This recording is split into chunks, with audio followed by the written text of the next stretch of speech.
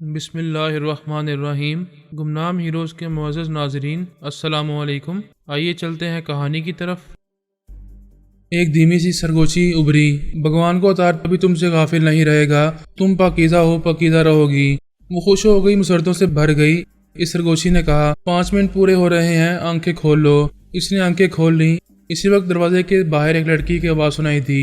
وہ کسی سے کچھ کہہ رہی تھی۔ یہ آواز سنتے ہی سیاستدان چونک گیا، پریشان ہو کر دروازے کی طرف دیکھنے لگا۔ اسی وقت وہ دروازہ کھلا تو وہ ایک دم سے لڑکھڑا کر ایک قدم پیچھے چلا گیا۔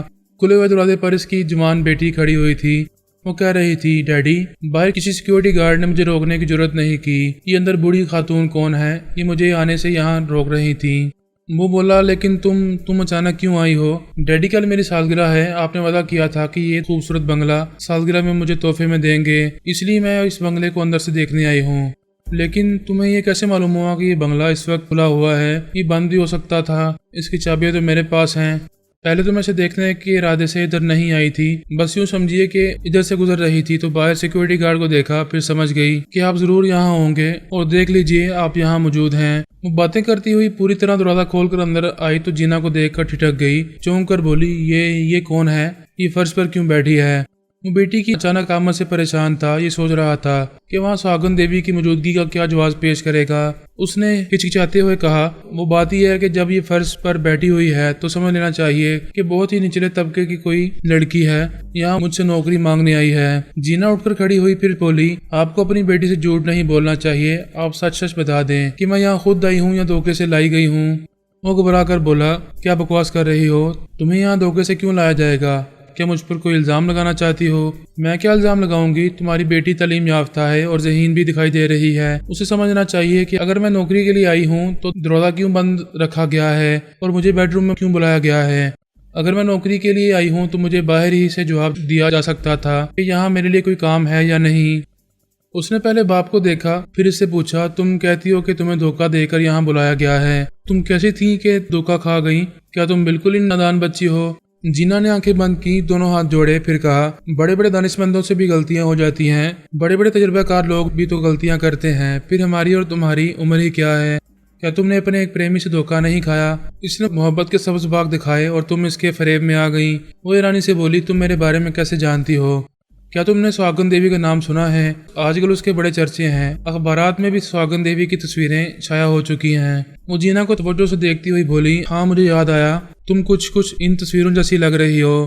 میں وہی ہوں، مجھے تصویروں کے ذریعے بھی نہ پہچان سکو تو دوسری پہچان یہ ہے کہ میں اپنے سامنے آنے والے کے مسائل حل کر دیتی ہوں۔ میں نے تمہارے بارے میں بہت کچھ سنا ہے، اگر تم وہی ہو تو میرا ایک مسئلہ حل کر سکتی ہو۔ میں تمہارا مسئلہ سمجھتی ہوں، مگر تم خود بتا دو تو اچھا ہوگا۔ اس نے اپنے باپ کی طرف دیکھا، پھر کہا، وہ واقعی بہت بڑا فراڈ تھا، اب مجھے بلیک میل کر رہا ہے۔ میری کچھ ایسی تصویریں اس کے پاس ہیں جس کے ذریعے وہ مجھے اور میرے ڈیڈی کی شہرت کو نقصان پہنچا سکتا ہے۔ اس کے باپ نے چونک کر کہا، تم نے مجھے یہ بات کیوں نہیں بتائی؟ کون ہے وہ بدماش؟ تم کس کے فریب میں آ گئی تھی؟ ڈیڈی، آپ کچھ نہ بولیں، خاموش رہیں، آپ اس کا کچھ نہیں بگاڑ سکیں گے کیونکہ وہ اپوزیشن پارٹی کے لیڈر کا بیٹا ہے۔ اس نے یہ بات مجھ سے چھپائی تھی، بعد میں اس کا یہ بیت کھلا ہے۔ وہ دھمکی دے رہا ہے کہ آئندہ الیکشن میں وہ میری ان تصویروں کے ذریعے آپ کو بدنام کرے گا۔ بات یہاں تک آ پہنچی ہے اور تم مجھ سے چھپاتی رہی تھی۔ میری برسوں کی عزت اور شہرت خاک میں ملنے والی ہے۔ جینا نے کہا، کبھی ایسا بھی ہوتا ہے کہ مکمل منصوبہ بندی کے باوجود ناکامی ہوتی ہے۔ اگر تم اسے ختم نہ کر سکیں تو کیا ہوگا؟ تم سہاگن دیوی ہو تو میری مدد کرو، کیا اس سے وہ تصویریں حاصل کر سکتی ہو، ہمیں بدنامی سے بچا سکتی ہو؟ بے شک میں تمہاری عزت کو مٹی میں ملنے سے بچا سکتی ہوں، لیکن کیا تم میری عزت اپنے باپ سے بچا سکتی ہو؟ اس نے باپ کی طرف چونک کر دیکھا، پھر جینا سے پوچھا، یہ تم کیا کہہ رہی ہو؟ میرے باپ کو کیسا الزام دے رہی ہو؟ یہ الزام نہیں ہے، اس سے پوچھو اس نے مجھے دھوکہ دے کر یہاں کیوں بلایا ہے اور ابھی بیڈ روم میں مجھ سے کیا کہہ رہا تھا۔ وہ پریشان ہو کر بولا، دیکھو میری بیٹی کی نظروں سے مجھے نہ گراؤ، میں تمہاری عزت کرتا ہوں، تم سہاگن دیوی ہو، پچھلی تمام باتوں کو بھول جاؤ۔ جینا نے کہا، اس وقت تمہاری عزت خاک میں ملنے والی ہے، میں تمہیں اور تمہاری بیٹی کو بدنامی سے بچا سکتی ہوں، لیکن پہلے تمہیں بیٹی کے سامنے سچ بولنا ہوگا۔ وہ مشکل میں پڑ گیا تھا، اس کی عزت لوٹنا چاہتا تھا اور یہ دھمکی بھی دے چکا تھا کہ اسے ٹیلی پیتھی کے ذریعے اپنی عزت بچانی ہوگی۔ اگر نہ بچا سکی تو یقین کر لیا جائے گا کہ وہ ٹیلی پیتھی نہیں جانتی ہے۔ کچھ دیر پہلے اس نے جینا کو مشکل میں ڈالا تھا، اب خود مشکل میں پڑ گیا تھا۔ اس نے ڈٹائی سے جھوٹ بولا، میں اپنی بیٹی کے سامنے سچ کہتا ہوں کہ میرے دل میں تمہاری بڑی عزت ہے، میں نے تمہیں یہاں اپنا ایک سیاسی مسئلہ حل کرنے کے لیے بلایا تھا۔ جینا نے کہا، مجھے افسوس ہے، تم سچ نہیں بولو گے، میں تمہارا کوئی مسئلہ حل نہیں کروں گی۔ اتنا تو میں جانتی ہوں کہ تم بیٹی کے سامنے مجھ سے زیادتی نہیں کرو گے، مجھے یہاں سے جانے سے نہیں روک سکو گے۔ پھر وہ اس کی بیٹی کی طرف دیکھ کر بولی، تم نے تو سنا ہوگا کہ سہاگن دیوی کبھی جھوٹ نہیں بولتی، اگر تم بھی مجھے جھوٹی سمجھتی ہو تو میں تمہارے کام نہیں آ سکوں گی۔ تم باپ بیٹی کے دو بڑے نقصانات ہیں، اگر وہ اپنی دھمکی پر عمل کرے گا تو تم کسی کو منہ دکھانے کے قابل نہیں رہو گی اور تمہارے باپ کا سیاسی کیریئر بالکل تباہ ہو جائے گا۔ بیٹی نے باپ کو ٹٹولتی ہوئی نظروں سے دیکھا، پھر جینا نے کہا، ڈیڈی شرم کی وجہ سے سچ نہیں کہہ رہے، میں نادان نہیں ہوں، یہ جانتی ہوں کہ دوسرے سیاستدانوں کی طرح میرے ڈیڈی بھی عیاش ہیں، بس اس کے آگے نہ میں بولوں گی نہ تم بولو گی، بیٹی کے سامنے باپ کو شرمندہ نہ کرو۔ جینا نے کہا، میں تحفظ چاہتی ہوں، اپنے ڈیڈی سے کہو آئندہ مجھ پر کسی طرح کا شبہ نہ کریں، اور ان کے پیچھے جو انٹیلیجنس والے اور کمشنر صاحب چھپے ہوئے ہیں ابھی ہماری آوازیں سن رہے ہیں اور ٹی وی اسکرین پر ہمیں دیکھ رہے ہیں، ان سے بھی کہہ دیں کہ مجھ پر ٹیلی پیتھی جاننے والی کا شبہ نہ کریں، میں ایسا کوئی علم نہیں جانتی۔ اس نے باپ سے پوچھا، ڈیڈی سہاگن دیوی پر خواہ مخواہ کیوں شبہ کیا جا رہا ہے؟ بیٹی، ہم صرف یہ آزمانا چاہتے تھے کہ مصیبت کے وقت یہ ٹیلی پیتھی کا مظاہرہ کرے گی یا نہیں، اس وقت بھی اسے اپنی عزت و آبرو بچانی تھی، دیکھو یہ تمہارے آتے ہی محفوظ ہو گئی ہے، تم اچھی طرح سوچ کر بتاؤ، کیا تمہارے دماغ میں ایسی کوئی بات آئی تھی کہ تمہیں اس بنگلے میں آنا چاہیے؟ وہ بولی، بالکل نہیں، میں تو ادھر سے گزر رہی تھی، سوچا ہی نہیں تھا کہ کل ہی میری سالگرہ ہے، تو کل سے پہلے میں یہاں آؤں گی، لیکن گزرتے وقت جب میں نے سیکورٹی گارڈ وغیرہ کو دیکھا تو خیال آیا کہ آپ ضرور یہاں ہوں گے، اس لیے چلی آئی، لیکن پہلے سے ایسا کوئی ارادہ نہیں تھا، اور نہ سہاگن دیوی نے میرے دماغ میں آ کر کہا تھا آپ ان پر شبہ نہ کریں۔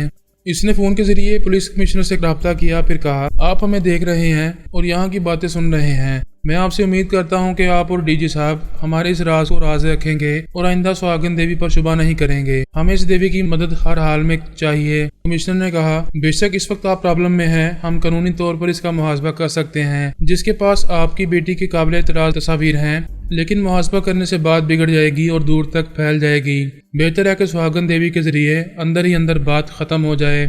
ڈی جی نے کہا، یہ تمہیں معلوم ہونا چاہیے کہ سہاگن دیوی کس طرح اس کا محاسبہ کرے گی اور وہ تصویریں اسے چھین کر لے آئیں گی، میں اس سلسلے میں باتیں کر رہا ہوں، آپ انہیں توجہ سے سنیں اور یہ معاملہ ختم کر دیں۔ اس نے ریسیور رکھ کر جینا سے پوچھا، تم ہمیں بدنامی سے کس طرح بچاؤ گی اور وہ تصاویر کس طرح ان سے چھین کر لے آؤ گی؟ میں کسی سے کوئی چیز نہیں چھینتی، یہ تصاویر غلط ہیں، شرمناک ہیں، کسی کی عزت اچھالنا اچھی بات نہیں، اس لیے میں اپنی آتم شکتی سے ان تصاویر کو جلا کر راکھ کر دوں گی۔ اس نے آنکھیں بند کی، کچھ سوچا، پھر کہا، تم اسے بھی ٹیلی پیتھی کا کمال سمجھو گے، لیکن ایسی کوئی بات نہیں ہے، مجھے اس نوجوان کا نام اور اس کی ولدیت بتائی جائے، میں اس کا ذائچہ بناؤں گی، پھر کچھ ایسا عمل کروں گی جس سے تمہیں اور تمہاری بیٹی کو بدنامی سے نجات مل جائے گی، اس سے زیادہ میں کچھ نہیں کہہ سکتی۔ اس لڑکی نے اپنے اس بے وفا پریمی کا نام اور اس کے باپ کا نام بتایا، ویسے کبریا اس کے سوالات پڑھ کر اس نوجوان کا پتہ ٹھکانہ اور فون نمبر معلوم کر چکا تھا۔ وہ باپ بیٹی اسے کمرے میں باہر تک چھوڑنے آئے، انہوں نے ڈرائیور سے کہا، سہاگن دیوی کو ان کے جوہو والے بنگلے میں پہنچا دیں۔ جینا نے کہا، میں ابھی جا کر ذرا ذائچہ بناؤں گی اور تقریباً 2 گھنٹے بعد اطلاع دوں گی کہ تمہارا کام ہو چکا ہے یا نہیں، جب ہو جائے گا تو تم اسے فون کر کے چیلنج کر سکتی ہو کہ اب وہ تم پر کبھی کیچڑ نہیں اچھال سکے گا۔ وہ کار میں بیٹھ کر اپنے جوہو والے بنگلے کی طرف جانے لگی۔ کبریا اس نوجوان کے اندر پہنچ کر اس کے خیالات پڑھنے لگا۔ اس وقت وہ اپنے بنگلے میں تھا، اچانک دماغی طور پر غائب ہو گیا، اپنی جگہ سے اٹھ کر الماری کے پاس آیا، اسے کھول کر اس کے اندر کے سیف سے ایک لفافہ نکالا، اس میں اس لڑکی کی تصاویر تھیں۔ اس نے تمام تصاویر کی گنتی کی، کل 10 تصویریں تھیں، نیگیٹو بھی اس کے ساتھ رکھے ہوئے تھے۔ انہیں لے کر کچن میں آیا، پھر چولہے کے پاس آ کر ایک ایک تصویر اور ایک ایک نیگیٹو کو جلانے لگا۔ بھارتی کابرین خوش تھے، چنڈال جوگیا نے ان پر یہ ثابت کر دیا تھا کہ ان کے اپنے دیش میں بھی ایک ہندوستانی ٹیلی پیتھی جاننے والا موجود ہے۔ بھارتی کابرین نے امریکی حکام سے کہا، ہم نے پہلے کہا تھا کہ ہمارا ایک ٹیلی پیتھی جاننے والا کیونکہ گونگا ہے اس لیے آپ لوگوں کے دماغوں میں آ کر بول نہیں سکے گا، تب آپ لوگوں نے یقین نہیں کیا تھا۔ امریکی حکام نے کہا، بے شک آپ لوگوں نے سچ کہا تھا، ہمیں بھی حیرانی ہوئی تھی کہ ایک گونگا کیسے خیال خوانی کرتا ہوگا، اب تو وہ گونگا نہیں رہا، آپ لوگوں سے گفتگو کر رہا ہے۔ بے شک ہم مطمئن ہیں کہ آپ کے پاس بھی ایک ٹیلی پیتھی جاننے والا موجود ہے، ہم آپ کو مبارکباد دیتے ہیں۔ ایک امریکی حاکم نے کہا، اب ہم آپ سے سفارتی تعلقات نہیں توڑیں گے، اگر آپ یہ چاہتے ہیں کہ یہ تعلقات وقت کے ساتھ ساتھ مضبوط ہوتے رہیں تو آپ ہمارا ایک نقصان اور پورا کریں۔ آپ کیا چاہتے ہیں؟ ہمارے 2 ٹیلی پیتھی جاننے والے آپ کی مدد کے لیے وہاں گئے تھے، ایک تمہارا گیا اور دوسرا کہیں گم ہو گیا، اس کی ذمہ داری آپ پر ہے، آپ کو معلوم کرنا چاہیے کہ آپ کے دیش میں وہ کہاں گم ہو گیا ہے یا کسی نے اسے مار ڈالا ہے یا قیدی بنا کر رکھا ہے۔ ایک اور راکب نے کہا آپ برا نہ مانے، ہمیں یہاں پر بھی شبہ ہوتا ہے، آپ بھی اسے قیدی بنا کر رکھ سکتے ہیں۔ انڈین آرمی کے ایک اعلیٰ افسر نے کہا ہم پوری کوشش کر رہے ہیں کہ کسی طرح اسے ڈھونڈ نکالیں، وہ یقیناً ہمارے دیش میں کہیں چھپا ہوا ہے یا اسے کسی نے چھپا دیا ہے۔ ہم یہ الزام اپنے اوپر نہیں آنے دیں گے، آپ معلومات حاصل کرتے رہیں، ہم دن رات اسے تلاش کرتے رہتے ہیں۔ واقعی انڈین پولیس اور انٹیلیجنس والے دن رات اسے تلاش کر رہے تھے اور وہ کہیں دکھائی نہیں دے رہا تھا۔ وہ انڈین ٹاپ سیکرٹ سروس کے ڈی جی ارجن چوپڑا کے بنگلے میں تھا، اس لیے کسی کو شبہ نہیں ہو رہا تھا کہ فرار ہونے والا مجرم اس کے گھر میں پناہ لے رہا تھا۔ ڈی جی ارجن چوپڑا اس کا معمول بن چکا تھا، اپنے اعلیٰ افسران کو اس کے خلاف کوئی رپورٹ نہیں دے رہا تھا۔ وہ آرام سے اس کے کمرے میں بیٹھ کر خیال خوانی کرتا رہتا تھا۔ اسی وقت اسے معلوم ہوا کہ ہندوستان میں بھی ایک ٹیلی پیتھی جاننے والا پیدا ہو گیا ہے اور اس کا نام چنڈال جوگیا ہے۔ اس چنڈال جوگیا کو وہ بڑی عزت اور احترام سے دہلی میں لے کر آئے تھے اور محل نما بنگلے میں اس کا شاہانہ رہائش کا انتظام کیا تھا۔ درجنوں داس اور داسیاں اس کی خدمت کے لیے رکھی گئی تھیں اور اس کے اطراف سخت سیکیورٹی کے انتظامات کیے گئے تھے۔ ویٹو مارکس نے چنڈال جوگیا تک پہنچنے کے لیے سیکیورٹی گارڈز کے دماغ میں پہنچنا چاہا تو پتہ چلا کہ وہاں یوگا کے ماہرین کو سیکیورٹی گارڈز کے طور پر رکھا گیا ہے اور جو کنیزیں اس کی خدمات کے لیے رکھی گئی ہیں وہ باہر نہ کسی سے ملتی ہیں، نہ باتیں کرتی ہیں، نہ ہی ٹیلی فون کے ذریعے کسی سے رابطہ رہتا ہے۔ اس طرح کوئی بھی ٹیلی پیتھی جاننے والا نہ ان کی آوازیں سن پاتا تھا اور نہ ان کے اندر جا سکتا تھا۔ بھارتی کابرین بھی چنڈال جوگیا کے محل میں نہ جاتے تھے اور نہ اسے ملاقات کرتے تھے۔ انڈین آرمی کے صرف 6 اعلیٰ افسران یوگا کے ماہر تھے، وہ شراب نہیں پیتے تھے اور پرائی سوچ کی لہروں کو فوراً محسوس کرتے ہی سانس روک لیا کرتے تھے۔ صرف وہی 6 اعلیٰ افسران چنڈال جوگیا کے پاس جا کر ملاقات کرتے تھے۔ ویٹو مارکس حیران تھا کہ یہ انڈین ٹیلی پیتھی جاننے والا کہاں سے پیدا ہو گیا ہے۔ وہ ہر ممکن راستے سے چنڈال جوگیا تک پہنچنے کی کوشش کرتا رہا اور ناکام ہوتا رہا۔ ان اکابرین کے خیالات سے ایک نئی بات یہ معلوم ہوئی کہ اب وہ اسے ڈھونڈ نکالنے کے لیے بڑے بڑے افسران اور سرکاری عہدیداروں کے گھروں کی بھی تلاشی لے رہے ہیں۔ ان کے ذہن میں یہ بات آئی تھی کہ ویٹو مارکس خیال خوانی کے ذریعے کسی بھی بڑے عہدیدار کو قید کر کے اسے اپنا معمول اور تابعدار بنا کر اس کے گھر میں چھپ کر رہ سکتا ہے، اور وہ یہی کر رہا تھا۔ اس نے پریشان ہو کر کہا اب ہم پر مصیبت آنے والی ہے، انہیں یہ بھی شبہ ہوگا کہ ہم ڈی جی ارجن چوپڑا کے بنگلے میں چھپے ہوئے ہیں، لہٰذا اب ہمیں یہاں سے نکلنا ہی پڑے گا۔ رات کا اندھیرا پھیلتے ہی وہ دونوں ارجن چوپڑا کے کمرے سے چپ چاپ نکل گئے۔ ٹھیک ایسے ہی وقت چنڈال جوگیا نے فرمان پر ترمیمی عمل کیا تھا اور رات کا اندھیرا پھیلتے ہی وہ ترمیمی نیند سے بیدار ہو گیا تھا۔ اس کے عمل کے مطابق وہ بیدار ہونے کے بعد سحر زدہ تھا، کچھ سمجھ میں نہیں آ رہا تھا کہ وہ اس وقت کہاں ہے اور خود کون ہے۔ وہ بیڈ سے اتر کر اس محل نما بنگلے کے اندرونی حصوں سے گزرتا ہوا باہر آ گیا تھا۔ چنڈال جوگیا نے سیکیورٹی گارڈز کو حکم دیا کہ اسے باہر جانے سے نہ روکا جائے۔ وہ پیدل چلتا ہوا بہت دور تک گیا۔ چنڈال اس کے دماغ میں تھا اور اس کے سحرزدہ ذہن کو گائیڈ کر رہا تھا۔ وہ چھوٹے ہوٹل میں پہنچ کر ایک کمرہ کرائے پر لے کر اس کمرے کے اندر گیا۔ وہاں اس نے دروازے کو اندر سے بند کر کے اپنے چہرے کا میک اپ اتارا، اچھی طرح منہ ہاتھ دھو کر لباس تبدیل کر کے وہ باہر جانا چاہتا تھا۔ اسی وقت چنڈال جوگیا نے حکم دیا کہ اب وہ سحرزدہ نہیں رہے گا اور اسے انیل شرما کی حیثیت سے بھولی ہوئی زندگی یاد آ جائے گی۔ اس نے آنکھیں بند کی تو اسے بہت کچھ یاد آنے لگا۔ انیتا جو اس کے دل کی دھڑکن بن چکی تھی وہ بڑی شدت سے یاد آنے لگی۔ اس کا چہرہ نگاہوں کے سامنے گھومنے لگا۔ اس نے فوراً ہی آنکھیں کھول کر زیر لب کہا انیتا تم کہاں ہو؟ اس نے انیتا کی آواز اور لب و لہجے کو یاد کیا، پھر اسے گرفت میں لے کر خیال خوانی کی پرواز کرتا ہوا اس کے دماغ میں پہنچ گیا۔ وہ ایک خوبصورت بنگلے میں تھی۔ اس بنگلے کے ایک کمرے کو اس نے مندر بنا رکھا تھا۔ وہاں بھگوان کی مورتی کے آگے سر جھکائے پرارتھنا کر رہی تھی کہ اس کے انیل شرما کو جلد ہی تیسرا جنم مل جائے اور وہ اس کے پاس چلا آئے۔ اس نے بڑی محبت سے اسے مخاطب کیا، انیتا میری انیتا۔ وہ بھگوان سے پرارتھنا کرتے کرتے ایک دم سے چونک گئی۔ بھگوان کی مورتی کو دیکھا، ایسا لگا جیسے بھگوان نے اسے مخاطب کیا ہو۔ پھر اسے فرمان کی آواز سنائی دی، نہیں میں تمہارے اندر ہوں، تمہارا انیل ہوں، اس جنم میں بھی خیال خوانی کر سکتا ہوں، اس لیے تمہارے اندر بول رہا ہوں۔ وہ خوشی سے کھل گئی، ایک دم سے اٹھ کر کھڑی ہو گئی، پھر ادھر ادھر دیکھتے ہوئے بولی انیل تم کہاں ہو؟ انیل نے کہا اپنے دل سے بے چینی نکال دو اور تحمل سے انتظار کرو۔ مقدر میں جو وقت متعین ہوتا ہے اس وقت سے پہلے ملاقات نہیں ہو سکتی، لیکن میں آ رہا ہوں۔ وہ ہوٹل سے باہر آ کر ایک ٹیکسی میں بیٹھ گیا، پھر انیتا کے بنگلے کی طرف جانے لگا۔ چنڈال جوگیا فرمان کے خیالات پڑھ رہا تھا اور مطمئن ہو رہا تھا کہ اب وہ دونوں ایک دوسرے سے مل جائیں گے۔ اسی وقت فون کی گھنٹی بجنے لگی، اب اسے دوسری طرف متوجہ ہونا تھا، اس لیے اس نے ریسیور اٹھا کر پوچھا ہیلو کون؟ ایک آرمی افسر نے کہا میجر مانک لال بول رہا ہوں۔ وہ انہی یوگا جانے والے افسران میں سے ایک تھا جو اسے فون پر رابطہ کیا کرتے تھے۔ وہ میجر مانک لال سے گفتگو میں مشغول ہو گیا۔ دوسری طرف ویٹو ارجن چوپڑا کے بنگلے سے باہر آیا اور اسی کی کار میں بیٹھ کر وہاں سے جانے لگا۔ یہ جانتا تھا کہ ڈی جی کی کار استعمال کرنا خطرے سے خالی نہیں ہے، لیکن وہ کچھ دور جا کر کوئی دوسری گاڑی پکڑ کر وہاں سے آگے جانا چاہتا تھا۔ کلپنا نے پوچھا، ہم فوری طور پر کہاں جا رہے ہیں؟ میری سمجھ میں نہیں آ رہا ہے، اچانک ہمیں نکلنا پڑا۔ اب میں سوچتا ہوں کہ کہاں ہم محفوظ رہ سکیں گے۔ میرا تو مشورہ ہے کہ اپنے امریکی سفارت خانے سے رابطہ کرو، وہ تمہیں پناہ دیں گے، پھر یہاں کے پولیس والے، انٹیلیجنس والے اور آرمی والے تمہیں گرفتار نہیں کر سکیں گے۔ ہم آسانی سے اس ملک کو چھوڑ کر کہیں چلے جائیں گے۔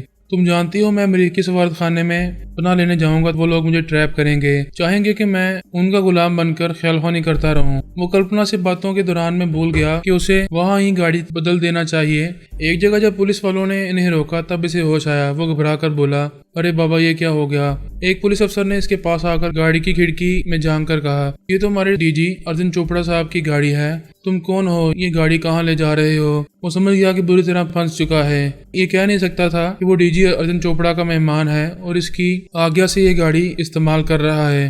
اسے انکوائری کے لیے بنگلے میں لے جایا جاتا، پھر بات بڑھتی اور دوسری بار وہ انٹیلیجنس کا قیدی بن جاتا۔ اس نے اچانک ایشور کے دماغ میں پہنچ کر زلزلہ پیدا کیا۔ وہ چیخیں مار کر پیچھے ہٹا اور ویٹو مارکس گاڑی کو روک کر کلپنا کے ساتھ بھاگتا ہوا ایک گلی میں گھس گیا۔ پھر وہ گلی سے بھاگتا ہوا ایک سڑک کے کنارے فٹ پاتھ پر آیا اور ٹیکسی میں بیٹھ کر وہاں سے جانے لگا۔ ٹیکسی ڈرائیور نے پوچھا، صاحب کدھر جائیں گے؟ کلپنا نے کہا، تم چلتے رہو، ہم راستہ بتائیں گے۔ وہ ڈرائیو کرتا ہوا ایک علاقے سے دوسرے علاقے میں پہنچتا رہا۔ ایک جگہ ویٹو مارکس نے کہا، یہاں گاڑی روک دو۔ ٹیکسی رک گئی اور وہ کرایہ دے کر کلپنا کا ہاتھ تھام کر وہاں سے آگے بڑھتے ہوئے بولا، یہ بڑے لوگوں کا علاقہ ہے، دور دور تک بہت خوبصورت بنگلے بنے ہوئے ہیں، ہم فی الحال یہاں کسی کو خیال خوانی کے ذریعے قابو میں کر کے پناہ لیں گے۔ وہ ایک گلی سے گزر کر دوسری گلی کے ایک بنگلے کے سامنے رک گئے۔ وہاں انیتا دروازہ کھولے انل شرما کا انتظار کر رہی تھی۔ ویٹو مارکس اسے دھکا دے کر اندر لے جاتے ہوئے بولا، خبردار شور نہ مچانا ورنہ میں جان سے مار ڈالوں گا۔ انیتا نے پریشان ہو کر کلپنا کو اور اس کو دیکھا، پھر پوچھا، تم لوگ کون ہو؟ یہاں کیوں آئے ہو؟ مجھ سے کیا چاہتے ہو؟ اس کی آواز سنتے ہی اس نے خیال خوانی کی چھلانگ لگائی۔ اس کے دماغ میں پہنچنا چاہا لیکن اس نے سانس روک لی۔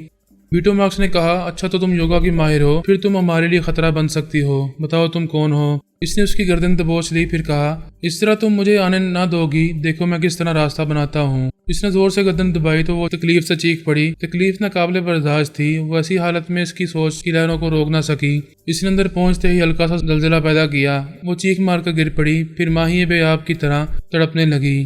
اس نے فوراً ہی اس کے مختصر سے خیالات پڑے تو یہ معلوم کر کے ایک دم سے چونک گیا، بلکہ گھبرا گیا کہ وہ چنڈال جوگیا کی بیٹی ہے۔ ایسے ہی وقت فرمان اس کے اندر آیا تو اسے تکلیف سے تڑپتے دیکھ کر پریشان ہو گیا۔ اس نے پوچھا، انیتا کیا ہوا؟ تمہیں کیا ہو گیا؟ جلدی بتاؤ۔ ویٹو مارکس نے اس کے اندر فرمان کی آواز سن کر یہ سمجھا کہ چنڈال جوگیا اپنی بیٹی کے پاس آیا ہے۔ اس نے فوراً ہی پلٹ کر کلپنا سے کہا، ہم بہت غلط جگہ پر آ گئے ہیں، یہ تمہارے دشمن خیال خوانی کرنے والے کی بیٹی ہے۔ ادھر فرمان انیتا سے کہہ رہا تھا، تم فکر نہ کرو، میں آ گیا ہوں، بس تمہارے پاس پہنچ رہا ہوں۔ کلپنا نے ویٹو مارکس سے کہا، تمہارے ستارے گردش میں ہیں، جہاں بھی جا رہے ہو وہاں رکاوٹیں پیدا ہو رہی ہیں، ہمیں یہاں سے فوراً بھاگنا چاہیے۔ وہ دونوں پلٹ کر تیزی سے چلتے ہوئے دروازے کے پاس آئے۔ پھر ویٹو مارکس نے جیسے ہی دروازے کو کھولا اس کے منہ پر ایک گونسا پڑا۔ وہ لڑکھڑا کر پیچھے کی طرف گیا، پھر سنبھل کر اس نے ایک جوابی حملہ کیا۔ فرمان کے منہ پر بھی ایک گونسا پڑا تھا۔ پھر وہ دونوں ایک دوسرے کو مارنے لگے اور مار کھانے لگے۔ کلپنا نے ایک طرف رکھے ہوئے پیتل کے گلدان کو اٹھایا، پھر دونوں ہاتھوں سے اسے پکڑ کر فرمان کے منہ پر مارنا چاہتی تھی، لیکن وہ دونوں زمین پر گرے ہوئے ایک دوسرے سے لپٹے ہوئے کبھی کسی کو نیچے گرا رہے تھے اور کبھی خود نیچے گر جاتے تھے۔ ایسے ہی وقت فرمان جو اوپر تھا نیچے آ گیا اور ویٹو مارکس کے اوپر آ کر گونسے مارنے لگا۔ اسی وقت کلپنا کے ہاتھ کا گلدان اس کے سر پر لگا تو وہ چکرا کر بیٹھ گیا۔ فرمان نے ایسے میں اس کی ناک پر گونسا مارا، پھر اسے ہوش نہ رہا، وہ الٹ کر فرش پر گر پڑا۔ کلپنا گلدان کو ایک طرف پھینک کر دوڑتی ہوئی آ کر ویٹو مارکس سے لپٹ گئی اور روتے ہوئے اسے جھنجھوڑنے لگی، اپنے آپ کو کوسنے لگی کہ اس نے اپنے ہی یار کو زخمی کر دیا ہے۔ وہ اسے آوازیں دے رہی تھی، اسے اٹھنے کو کہہ رہی تھی۔ وہ آہستہ آہستہ ہوش میں آ رہا تھا، آنکھیں کھول کر دیکھنا چاہتا تھا لیکن کمرہ پوری طرح روشن نظر نہیں آ رہا تھا، سر اب بھی چکرا رہا تھا۔ وہ بڑی نکات سے بولا، کلپنا مجھے سہارا دو، مجھے بیٹھنے دو۔ اس کی آواز سنتے ہی فرمان نے اس کے اندر خیال خوانی کی چھلانگ لگائی، پھر اس کے اندر پہنچ کر بولا، تم کون ہو؟ انیتا کہہ رہی تھی کہ تم اس کے دماغ میں آئے تھے اور اسے ذہنی اذیتیں پہنچا رہے تھے۔ وہ دونوں ہاتھوں سے سر تھام کر بولا، سوری میں نہیں جانتا کہ تم یہاں رہتے ہو اور یہ تمہاری بیٹی ہے، تم کیا بکواس کر رہے ہو، یہ میری وائف ہے۔ ویٹو مارکس نے پوری آنکھیں کھول کر اسے حیرانی سے دیکھ کر پوچھا، کیا تم چنڈال جوگیا نہیں ہو؟ انیتا کے سر کی تکلیف کم ہو گئی تھی، وہ آہستہ آہستہ چلتی ہوئی ایک الماری کے پاس آئی، پھر اسے کھول کر وہاں سے ایک ریوالور نکال کر ویٹو مارکس کو نشانے پر لیتے ہوئے بولی، میں اسے زندہ نہیں چھوڑوں گی۔